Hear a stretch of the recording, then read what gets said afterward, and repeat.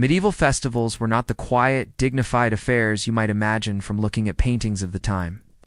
Forget the image of reserved lords and ladies quietly sipping wine under fluttering banners. In reality, medieval festivals were loud, chaotic, and often downright wild. They were the highlight of the year for commoners and nobles alike, blending music, feasting, games, dancing, and a fair amount of rowdiness. In a world where work was constant, food was often plain, and entertainment scarce, a festival was a break from the grind. It was a time when the rigid rules of medieval life loosened, sometimes to the point where the line between order and chaos blurred entirely. At the heart of a medieval festival was the feast itself. Tables groaned under the weight of roasted meats, fresh bread, cheeses, pies, and sweet treats that most peasants rarely saw outside of a special occasion. In the more extravagant celebrations, there might be whole roasted boars with apples in their mouths, peacocks served with their feathers reattached purely for show, and sugary confections dyed in bright colors. Ale, mead, and wine flowed freely. The more people drank, the louder and less restrained the atmosphere became. Drinking was not just a casual activity, it was part of the spectacle. Toasts were made to the health of the Lord, the prosperity of the land, and sometimes for no reason at all, other than the joy of raising a cup. Music was everywhere. Minstrels, drummers, pipers, and fiddlers filled the air with tunes designed to keep people moving. Dancing was not the graceful ballroom type you might picture from later centuries. It was fast, energetic, and often involved everyone joining in, regardless of social rank. In some festivals, dancing circles could grow so large that they wound through entire streets. A combination of alcohol, music, pent-up energy after months of hard labor created an environment where people let loose in ways they normally could not. But medieval festivals were not just about food and dance. They were also about spectacle. Traveling performers often made the rounds, offering everything from juggling and fire-breathing to acrobatics and mock sword fights. In larger festivals, tournaments were staged, where knights showed off their martial skills.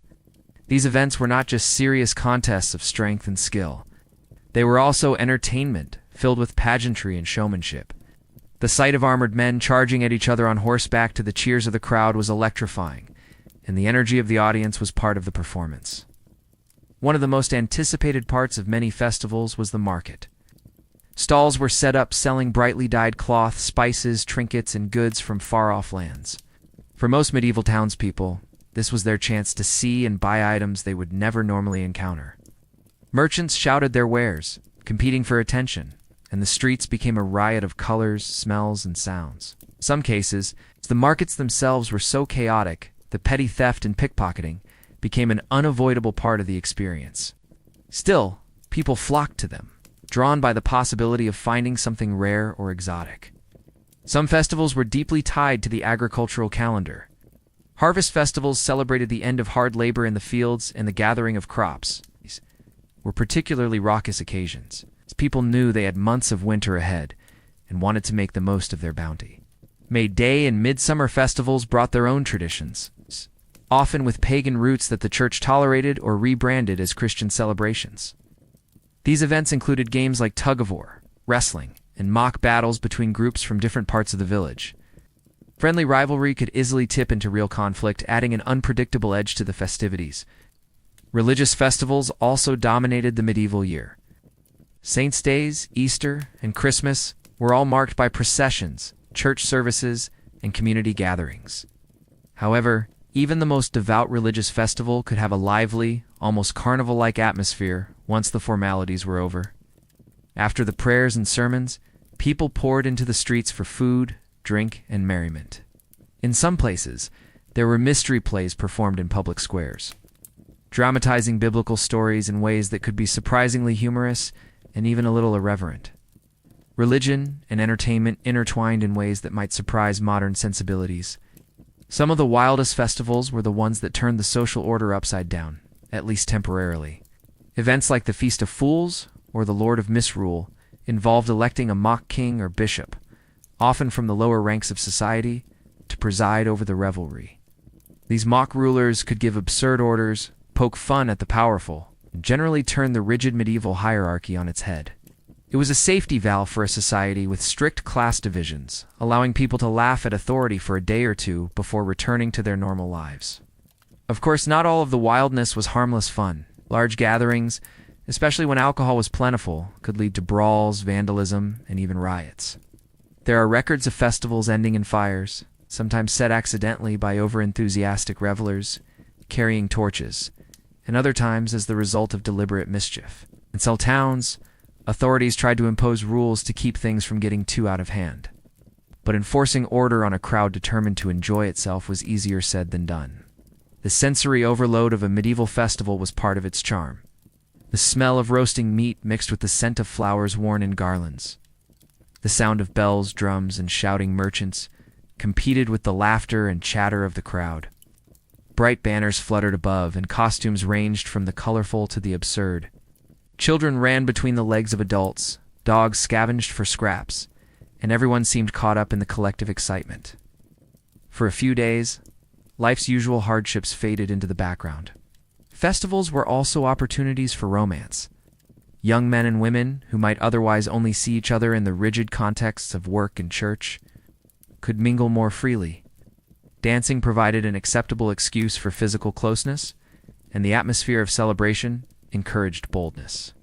In some cases, marriages were arranged or romantic connections formed that might never have happened outside the festival setting. The combination of music, drink, and a break from routine could make the air feel charged with possibility. In rural areas, festivals were often communal efforts.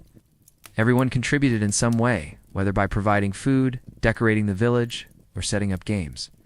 In towns and cities, they could be more elaborate, funded by guilds, wealthy patrons, or even the crown.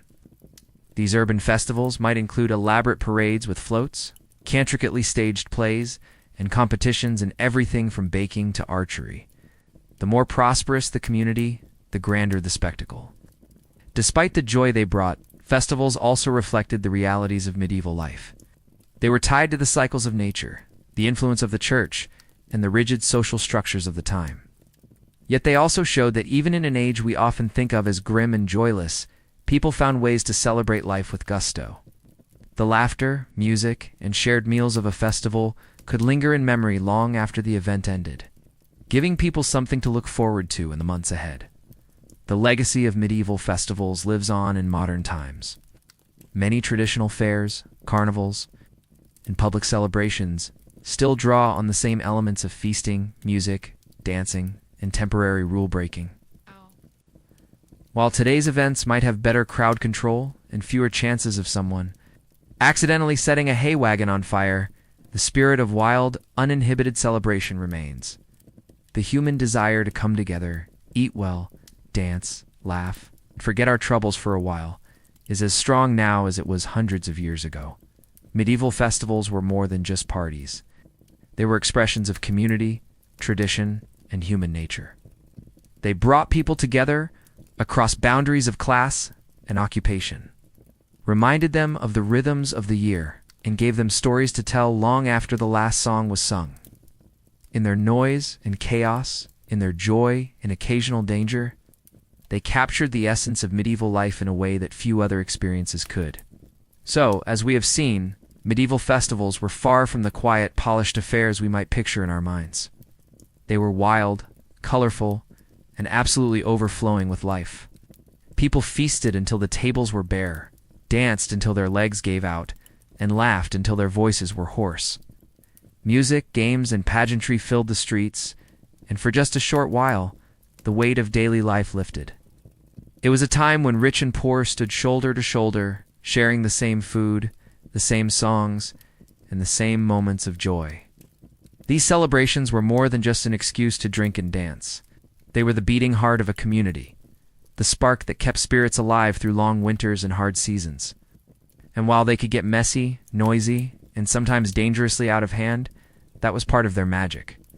A festival without a little chaos was hardly a festival at all. So the next time you picture the medieval world as cold and gray, remember the roar of laughter echoing down cobbled streets, the smell of roasting meat drifting through the air, and the clink of cups raised high, because medieval festivals were absolutely wild and they were unforgettable.